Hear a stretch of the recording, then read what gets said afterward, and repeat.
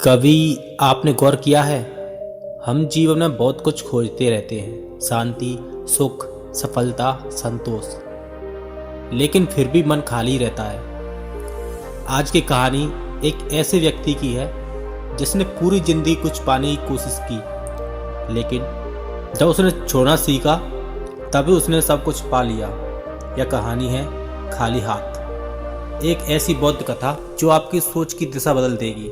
नमस्कार दोस्तों, स्वागत है आपका आप ही के यूट्यूब चैनल अमर मोटिवेशन में। तो चलिए शुरू करते हैं। बहुत समय पहले की बात है, गंगा की एक शांत शाखा के किनारे बसा था एक नगर, उज्जैनी। यह नगर व्यापार के लिए प्रसिद्ध था।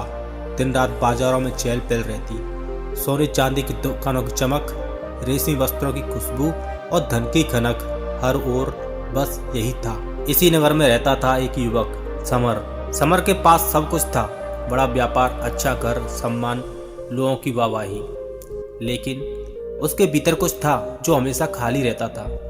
वह हर सुबह उठता और सोचता, आज और कमा लूं, आज और आगे बढ़ जाऊं, आज और मजबूत बन जाऊं। पर रात को जब सब शांत हो जाता तो उसका मन और भी ज्यादा शोर करने लगता।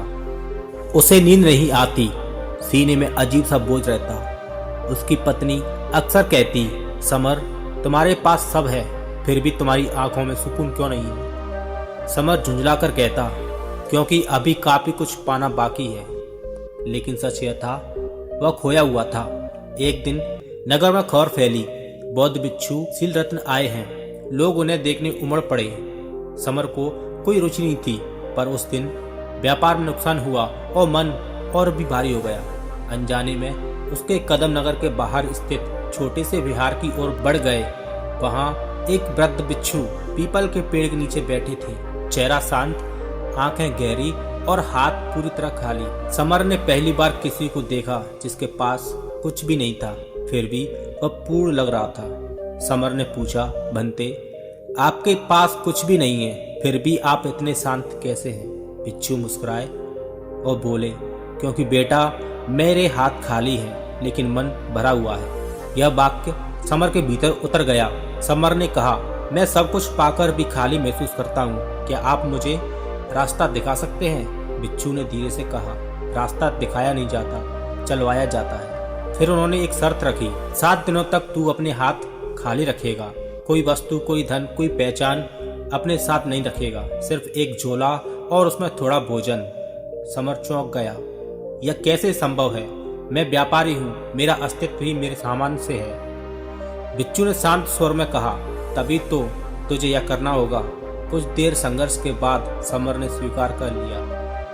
पहले ही दिन समर बेचैन हो गया। उसके हाथ खाली थे और यह खालीपन उसे काटने लगा। लोग उसे बिना सम्मान देख रहे थे, कोई पहचान नहीं, कोई रुतबा नहीं। वह सोचने लगा, क्या मैं इतना ही हूँ जितना मेरे पास है?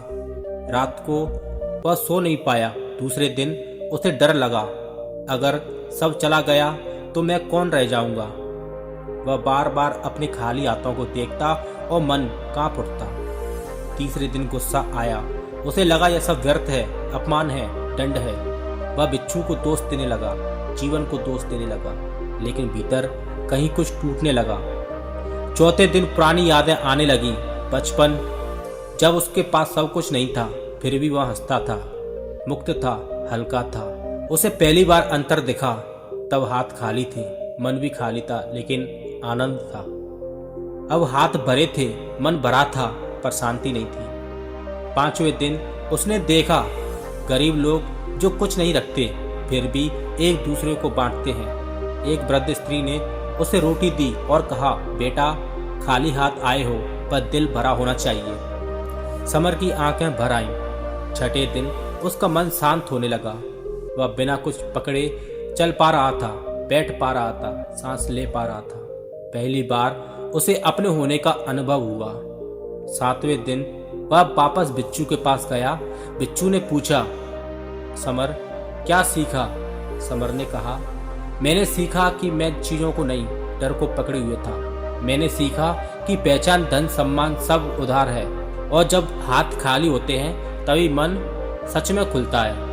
बिच्छू मुस्कुराए, यही बुद्ध का मार्ग है। जिस दिन तुम हाथ खाली रखना सीख लोगे, उस दिन मन भरा होना सीख जाएगा। जो पकड़ते हैं वो डरते हैं, जो छोड़ देते हैं वो मुक्त हो जाते हैं। दोस्तों, अगर समर सब छोड़कर खुद को पा सकता है तो आप भी पा सकते हैं। बस एक सवाल खुद से पूछिए, आप क्या पकड़े हुए हैं जिसे छोड़ने का समय आ गया है? अगर यह कहानी आपके मन को छू गई हो तो इसे किसी अपने के साथ जरूर शेयर करें और ऐसे ही गहरी जीवन बदल देने वाली कहानियों के लिए अमर मोटिवेशन को सब्सक्राइब करें। मिलते हैं अगली कहानी में।